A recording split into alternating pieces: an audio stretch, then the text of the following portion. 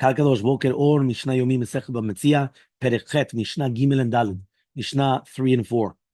Right? We just said that a borrower is going to become responsible as soon as he takes it from the lender. The Mishnah now is going to say that the responsible in cases where he does not take it directly from the lender, but it was sent to him. So it says like this: what happens if a person borrows a cow? Now the lender, he sent it to him in the hand of his son, of his servant, or his messenger.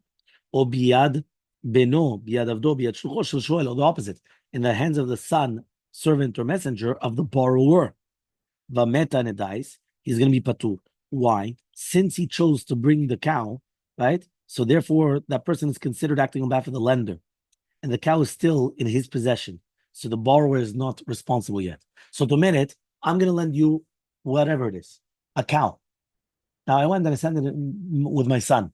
Who chose my son? I did. So it's not yours. It's not in your possession till it gets to your hands. Exactly. It's still yours to shoot. Whether it's in my son's hand, my servant, or my messenger.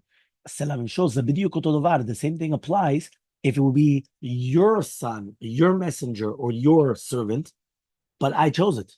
Because I just found your messenger, or I found your son, and I said, here, come take it.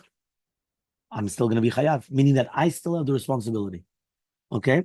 But if the borrower said, Shalchali biyad avdi, biyad shluchi, send him, or biyad bincha, your son, meaning, what happens if I decided now? I said, no, you said that. So then, right, he tells him, I'm going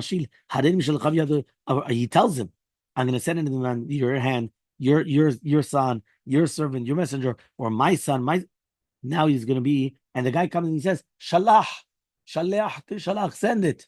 So now,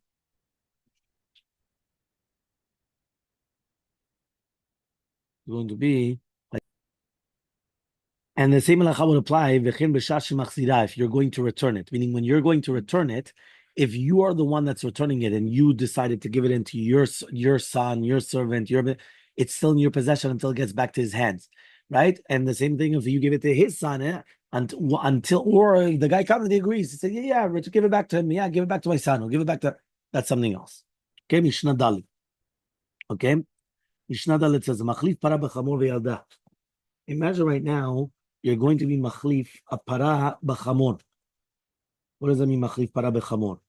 It means you're going to trade a para with a donkey.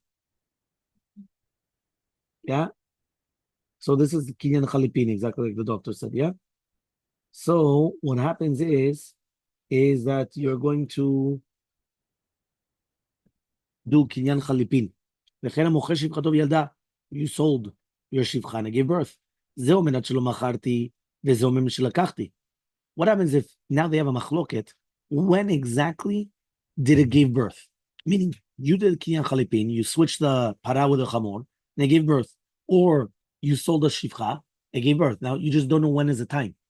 But I come and say, listen, when I sold it, before I sold it, it already gave birth. So the child is mine. And you came and you said, oh, well, the time that you bought it. Says the Gemara, the Mishnah yachloku. You divide it. Yeah, you divide the child. Yeah, cut it in half. Yeah? No, the money. Yeah? Hayulo shnei avadim. What happens if you have shnei avadim? Chag gadol v'chag katan. Or shte sadot. One big and one small. The Lokeach says, I bought the big one. He says, I don't know. So the chav gadol. If the mocher says, I sold the small one, he says, I don't know. He only gets the small one. What happens if this one says the big one, this one says the small one? So he says, Yishava mocher, right, shakatan machar. So the seller has to swear that he sold the small one, right? That means the seller is the one that has to sell. Okay, Zel meaning what happens if they both say, I don't know? Yachloku. Then you divide it between them.